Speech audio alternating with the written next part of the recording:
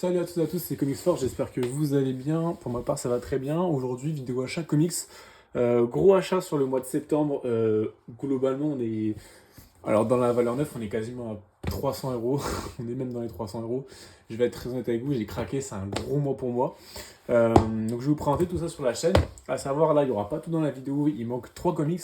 Il manque l'intégrale de Weatherman qui est sortie chez Urban Comics. Que je suis en train de lire, d'ailleurs que j'ai fini. Je vais vous faire une revue dessus, j'ai vraiment adoré, c'est un gros coup de cœur. La première intégrale de Fable, qui vient de sortir également chez Urban Comics en souple. Et ensuite, j'ai un titre de Superman écrit par Geoff Johns, et également paperback.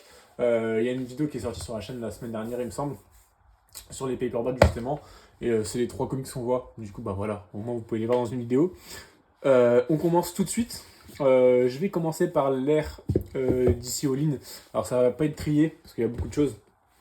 On va commencer par ces 3 titres. J'ai pris du coup le Superman Dark Prophecy. C'est un titre de Superman, c'est la continuité de Joshua Williamson et Dan Mora sur ce qu'on a dans Dawn of DC. Donc je suis assez impatient de me lire ça honnêtement.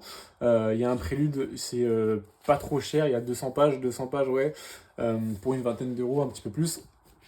C'est les éditions, donc c'est la refonte de Urban Comics. Maintenant c'est en blanc. Donc c'est vrai que ça change vraiment. Ça change vraiment. Pour l'instant, avec les covers, ça va. Mais ouais, c'est vrai que c'est un vrai changement. Moi, j'aime bien. Franchement, j'aime bien. J'espère juste que ça va pas trop jaunir quand ça va vieillir. Mais globalement, j'aime bien. Donc Superman par Joshua Williamson et Dan Mora. Graphiquement, je vous montre un petit peu l'intérieur. C'est très très beau. Moi, j'ai un gros coup de cœur pour l'ère DC All-In parce que très honnêtement, il y a énormément de qualité dans tous les récits qu'ils proposent. Il y a beaucoup de récits qui sont proposés en VO du coup, où il y a beaucoup de hype autour, qui sont vraiment appréciés. À savoir, pour Superman, il y a aussi Superman Unlimited qui vient d'être annoncé à l'heure où je parle par Urban Comics. Donc ça va sortir, le tome 1 au moins va sortir euh, en France, donc c'est vraiment cool. Vous voyez, graphiquement, c'est monstrueux, hein. Alors, c'est Dan Mora, on connaît un peu Dan Mora, c'est très très beau, franchement, c'est une valeur sûre. Et là, du coup, on est sur le Superman Dark Prophecy. Alors, je ne sais pas, il sera en combien de tomes, c'est sûr qu'il y a un deuxième tome qui va paraître. Donc, moi, j'espère, j'ai pas encore lu tout ça, donc j'espère que ce sera de la même qualité que le Dawn of Superman. J'ai fait une vidéo sur la chaîne d'ailleurs, où bah, je vous dis que j'ai vraiment, globalement, vraiment apprécié Superman. C'est la première fois, je pense, que je lis du Superman actuel, où j'aime vraiment ça. Donc voilà pour le Superman. Évidemment, on parle de Superman. On va parler de Batman, hein, de Tom Taylor, Michael Janin. Voilà, là on est sur un Batman beaucoup plus détective de ce que j'ai compris. Tom Taylor, il était sur les Titans. Vidéo également sur ma chaîne, The Dawn of Titans, que j'ai vraiment apprécié. J'ai vraiment apprécié les Titans, c'était un de mes comics Dawn of préférés. Là, il part sur du Batman. Donc moi perso, j'ai lu le nom, j'ai lu Batman et j'ai fait confiance. C'est une porte d'entrée de ce que j'ai compris. Graphiquement, c'est beau. Alors graphiquement, c'est beau, il n'y a rien à dire. Mais c'est vrai que c'est pas le graphisme auquel je m'attends sur du Batman. C'est beaucoup moins sombre que ce qu'on peut s'attendre avec Batman, avec Bruce Wayne. Ouais, c'est pas aussi polar, aussi sombre que ce qu'on peut s'attendre, même s'il y a quand même des... Ça varie, hein, quand même, ça se passe quand même pas mal de nuits de ce que je vois. En tout cas, graphiquement, c'est très très beau. Je suis assez impatient de me lire ça. Pareil, il y a une vingtaine d'euros pour 176 pages. C'est des bons prix, je trouve, à Urban, en tout cas, sur les collections d'ici All-In. Et ça sort assez rapidement. Pour le coup, ça, on va leur dire. Donc voilà, je vais pas être trop loin, c'est que le tome 1, il y a un tome 2 minimum à apparaître également. Graphiquement, voilà, c'est très beau, il y a des très belles planches, c'est très accessible. Globalement, tous les titres du titre All-In pour l'instant sont accessibles. À savoir, il n'y a que ces 3-là qui sortiront pour l'instant. Il y en a un quatrième qui sort, qui sera du coup le Superman Unlimited, et il y en a un cinquième qui sera le Green Lantern, la suite des Green Lantern de Jeremy Adams. Je suis super content parce que j'avais adoré le début. Et je suis assez content qu'on ait le deuxième, enfin qu'on ait la suite. Qui sortira sous un autre format, mais en tout cas, ce sera la suite. Et ça, c'est vraiment cool. Donc, je suis très satisfait. Voilà, en tout cas, pour le Batman Ghost of Gotham. Voilà, scénario, je connais pas trop. Tout ce que je sais, c'est que c'est un peu en termes d'enquête, pareil, tout en blanc. Donc, on valide totalement l'écriture grise pour Batman. Si c'est du Batman qui enquête, moi, ça me va. Ensuite, Justice League Unlimited. Pareil, titre all-in. On n'avait pas eu de Justice League sur leur Dawn-Off. On l'a sur leur all-in. Parce que voilà, sur leur Dawn-Off, ça n'existait plus. Maintenant, Justice League est de retour avec un nouveau format dont je te parlais. Mark Waid, Dan Mora encore au dessin, il est un petit peu partout chez DC en ce moment, Dan Mora. Vous l'aurez sûrement reconnu. On a bon, du Booster Gold, graphiquement, bah, c'est très beau, hein, c'est comme ce que je vous ai montré tout à l'heure. C'est du Dan Mora qui travaille bien, du Dan Mora qui est très efficace. Donc c'est très très beau graphiquement, la colorisation est plutôt sympathique aussi. Là on a d'autres dessinateurs je pense. Donc oui, je suis assez satisfait de ce que je vois visuellement. Le twist un peu, enfin l'histoire un peu, le scénario de ce Justice League Unlimited, c'est la Justice League qui arrive avec un nouveau format, en sens où tout le monde est accepté, tout le monde peut rejoindre la Justice League. Voilà, c'est ce que j'ai. Moi je me spoil pas trop donc j'ai pas trop dedans. Donc tout le monde peut rejoindre la Justice League. On a du coup Red Tornado, qui est un récit qui est sorti également en paperback. Donc c'est un personnage du coup de DC qui lui va s'occuper un peu de mettre les héros comme une tour de contrôle, de mettre les héros là où ils sont le plus performants. Par exemple, Martian Manhunter, on évite de le mettre dans le feu parce que c'est sa faiblesse. Donc c'est voilà, quelque chose qui marche un petit peu comme ça. Donc je trouve ça très sympa. Donc je suis pareil, assez hâte de me lire ça. Donc le tome 1, il y a également un tome 2 à apparaître. Et le dernier sorti, New Gods. New Gods, c'est un petit peu différent, c'est du Ramvis, du Evan Kegel. Evan Kegel, je suis pas le plus grand fan, même si ça reste gentil, enfin ça reste beau, excusez-moi. Ramvis, j'aime bien, selon ce qu'il fait. New Gods, c'est quoi? C'est les néo-dieux de l'univers d'ici. Il y a un tome 2 aussi qui est censé paraître, c'est une série. C'est un ongoing encore en cours. Ça parle de quoi? Ça parle du fait que faut savoir que Darkseid dans cet univers-là est mort et que du coup ça laisse maintenant un nouveau trône et on va avoir du coup l'histoire des néo-dieux de DC Comics. Il y aura toute une histoire avec ça. Je ne me suis pas trop spoil. Je sais pas si c'est une bonne porte d'entrée, très honnêtement. J'ai jamais lu de New Gods. Je ne connais pas du tout les néo-dieux, je n'en sais rien, je ne connais pas. Donc je sais pas si c'est une bonne porte d'entrée, je sais pas s'il faut lire quelque chose avant. Enfin, sur les New Gods particulièrement. Graphiquement, c'est sympa, selon les issues, parce que c'est pas le seul.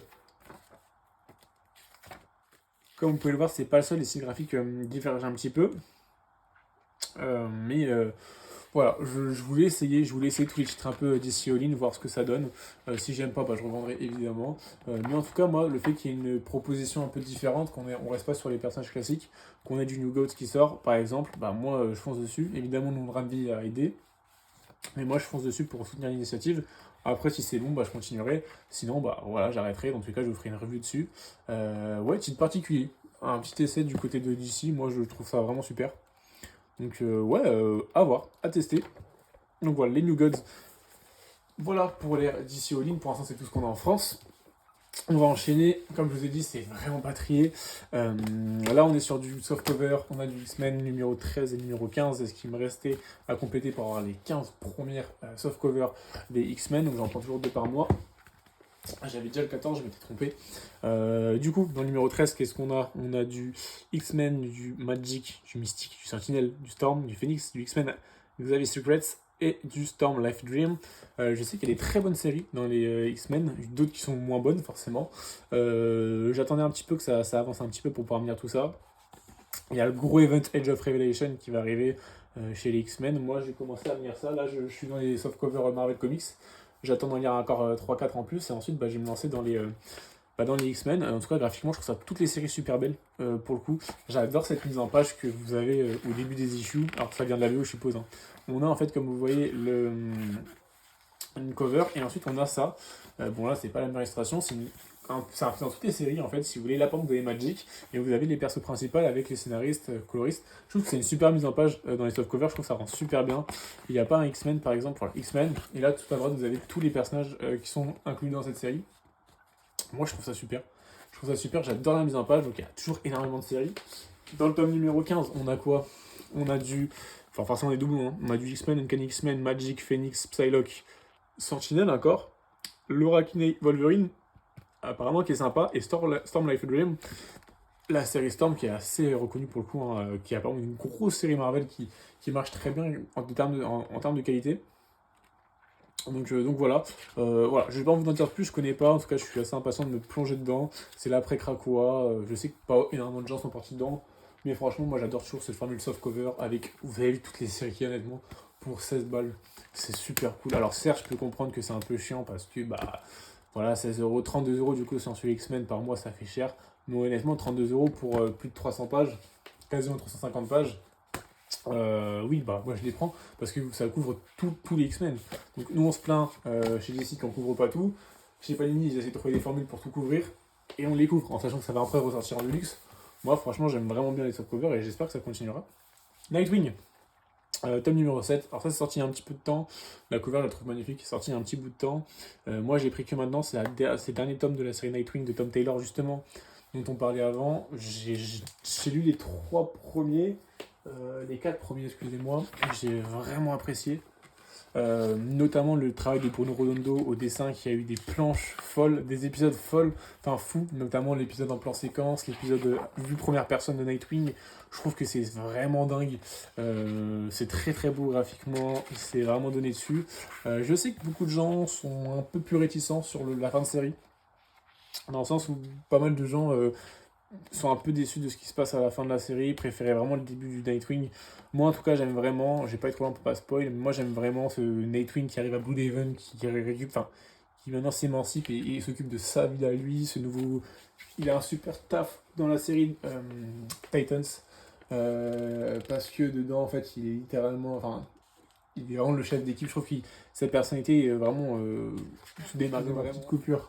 Il n'y avait plus de batterie dans le téléphone. Donc, comme je l'ai dit, bah forcément, moi j'ai adoré vraiment le Nightwing qui s'émancipe dans l'ère de Blüdhaven. Le chef d'équipe, la personne qu'il est, je trouve que vraiment il s'émancipe et sa personnalité se développe encore plus. Et moi j'adore. Donc, Nightwing en général, j'ai un vrai coup de cœur sur Nightwing. En VF, c'est ce qu'on a. Je sais qu'il y a beaucoup de trucs qui m'intéressent aussi en VO. L'Omnibus VO sur les Rebirths. Il y a des compendiums qui sont sortis sur l'avant, Nightwing. Il y a pas mal de trucs du personnage qui m'intéressent vraiment. Parce que je trouve que c'est, pour moi en tout cas, à mes yeux, l'un des meilleurs personnages de l'univers d'ici. Parce qu'il est super intéressant et je trouve qu'il a un très bon développement. Et il n'a pas trop de mauvais run pour le coup, Nightwing. Donc vraiment, un gros coup de cœur. Donc tome numéro 7. Donc pareil, je me lirai les 3 derniers que j'ai à lire. Et ensuite, je ferai une revue sur la série en entière pour donner un peu mon avis. Ensuite, on passe à Rook Exodus. C'est un tome d'Urban, encore une fois. Moi, j'aime beaucoup d'Urban. Donc, c'est un tome d'Urban de Geoff Jones et Jason Fabok sur l'univers Ghost Machine. Donc, tout l'univers qui sont créés avec les Unnamed Geiger, les Redcoats, du coup, Rock Exodus, les Hyde Street qui va sortir également. Moi, cet univers, il m'attire énormément. Du coup, je les prends. Surtout, il y a une super bonne qualité d'édition. Donc là, c'est un grand format, contrairement aux autres. Scénario de Geoff Jones, moi j'ai les yeux fermés. C'est aussi pour ça que j'ai envie de suivre cet univers, donc j'ai commencé à me les lire. Graphiquement, Jason Fabok, donc c'est magnifique, d'où vraiment les grands formats pour avoir des grosses planches. C'est une grosse claque dans la gueule, donc franchement, excusez-moi du vocabulaire, hein, mais franchement je trouve ça vraiment super beau. Ouais, graphiquement c'est une claque. De ce que j'ai compris, c'est beaucoup d'action, beaucoup d'action, c'est vraiment un comics d'action. Mais pourquoi pas. Moi je trouve qu'il y a un peu un délire style Star Wars, style Mad Max à certaines planches. Vraiment, c'est du post-apo évidemment, hein, mais ouais, vraiment, regardez-moi cette planche, c'est dingue. Franchement, ouais, c'est des grosses claques. Hein. Chaque planche, c'est vraiment une claque. Donc, Rook Exodus, ouais. Gros comics d'action de ce que j'ai compris, mais ça fait du bien, il en faut, franchement il en faut. Et c'est ce genre de comics que je viens de me prendre là, actuellement. De temps en temps entre 2 grosses lectures et franchement graphiquement rien à dire, l'édition est super, donc moi je vous recommande vraiment ce comics là, en tout cas de premier abord. Je sais qu'il y a eu des bons retours, par contre comme on dit, c'est surtout un comics d'action, donc voilà, je vais me lire ça, que ce soit celui-là ou en tout cas les autres. Ah d'accord, il s'appelle Corbeau, c'est pour ça qu'ils ont fait la traduction du prénom du personnage. J'ai toujours du mal avec les éditeurs qui traduisent les noms des personnages en VF. Je vois pas trop l'intérêt. Mon personnage, s'il est en anglais, on peut le laisser en anglais. Mais bon, c'est comme ça. Donc, du coup, grosse édition, super belle, rien à dire. Toujours des gros formats, du Ghost Machine, comme je dis. Donc, je vous ferai une vidéo revue sur ça et le reste des titres. Ensuite, on a parlé de Wolverine d'X-Men. Vous l'avez vu, j'achète les Deluxe de Wolverine de Benjamin Percy. Parce que je trouve que, en tout cas, j'ai fait une vidéo sur les 2 premiers Deluxe. J'ai vraiment bien aimé. Je trouve que c'est un super Deluxe. Je trouve que c'est un super run. C'est Wolverine pendant l'ère Krakoa. Donc rien à dire sur le run. C'est super bien, c'est super bien dessiné. Le scénario est super intéressant, il y a des vrais thèmes dedans que j'aime vraiment. Benjamin Percy est vraiment en forme, je le trouve en ce moment. Entre son Ghost Rider qui a l'air d'être super, et là ce Wolverine que moi j'aime vraiment. Franchement, il n'y a rien à dire. Pourquoi j'ai pris ce Deluxe et pourquoi ensuite je ne suis pas parti sur le numéro 5. Et je ne partirai pas sur le numéro 5. À l'intérieur de ce Deluxe, on a jusqu'au la 40e issue de Wolverine. Vous voyez? Maintenant, le problème, c'est qu'ils vont éditer le tome 5 avec l'issue numéro 40 à 50. D'accord, vous allez me dire que c'est normal. Le problème, c'est qu'en fait, il existe quelque chose qui s'appelle le Sabretooth War, qui est un événement qui arrive après l'issue numéro 40 et avant l'issue numéro 41 de Wolverine, et qui est super intéressant et super important parce que justement, en fait, on a besoin de cet event-là pour ensuite continuer le run de Benjamin Percy et le terminer. C'est un run qui est écrit par Benjamin Percy. Le run, apparemment, il est super bien. Enfin, il est vraiment bien. Il est plutôt cool. Panini a pris le choix de ne pas l'éditer au-delà. Enfin, ils l'ont édité du coup, mais dans les softcovers, vous savez. Il ne l'est pas édité dans le Deluxe. Il n'est pas incorporé dedans. Je trouve que c'est un mauvais choix éditorial. Je comprends pas pourquoi ils nous font ça. Pourquoi ils l'ont pas rajouté. Donc, c'est un event sur Dents de Sabre, comme on dit en français. Nous, à la Terre de l'Omnibus, pour vous dire ce qu'on a, on a le Sabretooth numéro 1 à 5. Sabretooth and the Exit numéro 1 à 5, et après ensuite le Wolverine 41 à 50. Donc on a 10 épisodes qu'on n'a pas en fait littéralement dans le Deluxe. Je trouve que c'est dommage. Du coup ce que j'ai fait c'est que je me suis pris un omnibus VO, de une parce que je voulais avoir le run complet, et de deux parce que moi franchement il m'attirait pas mal il m'attirait vraiment pas mal l'omnibus. Je voulais vraiment tester l'omnibus en VO, voir un peu ce que ça donne. Et franchement, je trouve que la qualité est vraiment pas mal. Le prix, certes, c'est un petit peu plus cher, ça vaut pas les omnibus français, je trouve, en termes de qualité-prix, en termes de qualité et de. Enfin, c'est un format qui est un petit peu plus petit aussi, évidemment. Là, je parle pas du récit, je parle vraiment de la qualité d'édition. Les pages sont un petit peu plus fines, j'ai l'impression. Mais franchement, ouais, c'est un très beau comics. Donc, moi, c'est pour ça que maintenant, si j'ai des runs qui m'intéressent, parce que j'ai la chance, en tout cas, j'ai les capacités de pouvoir parler en anglais et bien comprendre l'anglais. Du coup, si maintenant j'ai des runs ou des omnibus, comme j'en parlais avec Nathan tout à l'heure, qui sont pas édités en France et que j'ai envie de me faire, moi, je partirais sur la VO. Parce que les éditions, ou quand il y a des erreurs d'édition, je préfère vraiment compléter avec la VO plutôt que avoir de la VF. Mais au final, manquer des trucs essentiels. Quand c'est des trucs qui sont des tie-in ou des trucs qui sont pas forcément nécessaires, ça me dérange pas. Quand c'est vraiment essentiel au run, quand c'est vraiment super important dans le run, je trouve ça dommage. C'est un choix de Panini que je comprends pas. C'est comme ça. Pour ce qui est du run en soi-même, enfin des épisodes en soi du Sabretooth War, je pourrais pas m'avancer dessus parce que je les ai pas lus encore évidemment. Ça c'est de l'achat de comics de ce mois-ci. Il y a quasiment que les trucs qui sont sortis ce mois-ci. Donc vous vous doutez bien. Donc non, je l'ai pas encore lu forcément. Après je vois qu'il y a plusieurs Sabretooth. Il y en a vraiment beaucoup. D'avoir un event avec le Connage ou un truc comme ça où en fait plusieurs Sabretooth se battent du coup. Ça a l'air sympa en tout cas. Je trouve que le graphique, le dessin est vraiment super. C'est super sanglant. Vraiment c'est super sanglant, mais je trouve ça. Je sais pas. Moi je trouve que Wolverine c'est vraiment un dégât à part. Mais c'est un dégât que j'aime vraiment. En fait, ils se retiennent pas dans les. C'est ça que j'aime dans les titres Wolverine, c'est que ça se retient pas en fait. On a une idée, on s'empêche pas, il n'y a pas de restriction en termes graphiques ou en termes de récit. C'est pour ça que j'aime autant Wolverine personnellement. Et ensuite, quand j'aurai fini ce Wolverine là, je pense que je partirai aussi sur l'omnibus Wolverine que j'ai de Jason Aaron. Il n'y a que le dernier que j'ai pas encore acheté et que je m'achèterai évidemment. Là, j'ai que les deux premiers. Donc voilà. Ensuite, rapidement, ça Marvel Comics. Marvel Comics. Numéro 18, on continue tout doucement. À l'intérieur, on a du quoi? On a du Spider-Man, Amazing Spider-Man, du Spider-Boy, du Avengers Assemble et du Black Widow. Voilà, globalement. Ça, ces vidéos-là, vous les retrouvez dans mes lectures comics que vous avez tous les mois. Je fais des vidéos dessus, où il y en a à peu près 2-3 par mois. Où je parle des revues que je parle, enfin que j'ai lues. Et je détaille un petit peu plus les séries à l'intérieur. Voilà, globalement.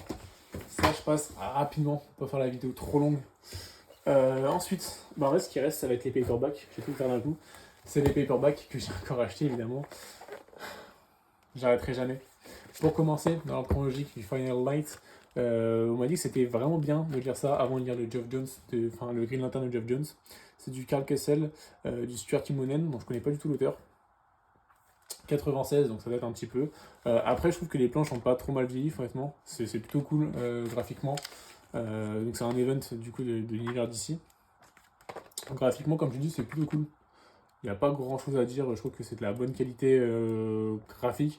Après, en termes de scénario, je sais pas, forcément, moi j'ai du mal avec les années 80-90. Je trouve que parfois c'est un peu verbeux pour rien, fait que les sujets sont un peu datés. Mais pour ce prix-là, c'est pour ça aussi que j'aime la paperback, c'est que c'est pour ces petits formats-là, déjà j'adore le format. Et que ouais, je me laisse tenter pour 200 pages, 18 euros. Ouais, je me dis que c'est rien, je le prends. Donc je me suis pris Final Night, assez impatient de me lire ça. Ensuite, on a des comics encore de Geoff Jones. En fait, je pense qu'ils vont éditer tout le le run de Geoff Jones, un comics de Geoff Jones. Je pense qu'ils vont arrêter tout le run de Geoff Jones, mais qu'ils vont juste le saccader en fait en plusieurs arcs. Parce que je suppose que c'est dans le même run. Donc là, on a les Geoff Jones et Gary Frank. Comme on a vu du coup sur. Comme on peut les voir, excusez-moi, sur les comics de Ghost Machine. Il me semble que c'est Hate Street si je dis pas de bêtises. Superman et la Légion des super-héros. Pareil, la Légion des super-héros, je connais pas du tout. Ça vient de 2006, 2007. C'est plutôt beau graphiquement, rien à dire, c'est très très beau graphiquement. J'aime vraiment bien, je vais lire ce que ça donne. Je connais pas la Légion des super-héros, et justement ça me permettra de découvrir un peu ces héros-là, ces personnages-là. C'est du souple encore une fois, moi j'adore le souple. Donc je prends. C'est verbeux, mais ça a l'air sympa. Apparemment j'ai des bons retours dessus. Puis comme j'ai dit, c'est Geoff Jones, donc honnêtement je fonce dessus sans trop m'inquiéter. 376 pages pour 26€, c'est super cool. Et l'édition, certes, c'est du souple, mais comme je l'ai dit, c'est super quali. Et je pense qu'à force, vous voyez ces tranches qu'on a sur le côté. J'ai fait une vidéo sur les paperbacks, mais je continue. Et voilà, vous avez une comics, vous avez vraiment comme dans la VO, en fait, vous avez vraiment des belles tranches, des belles éditions avec les dates. Moi, j'adore ça en plus. C'est vraiment le truc en plus de la VO. Donc moi j'aime bien.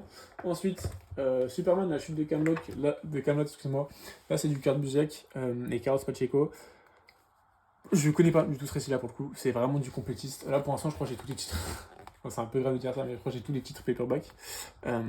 Vous voyez, alors ce que j'aime aussi en paperback, c'est la frise chronologique. Je trouve super intéressant. Et là, comme on voit dans ce titre là, la chute de Camelot, c'est en 2006. Kurt Busiek, c'est un plutôt bon auteur globalement. J'ai jamais été trop déçu par lui. Bon, c'est plus de la génération précédente maintenant, mais jamais trop déçu. Et en tout cas, je trouve que Pacheco, bah, c'est un dessinateur qui envoie du lourd, hein, honnêtement.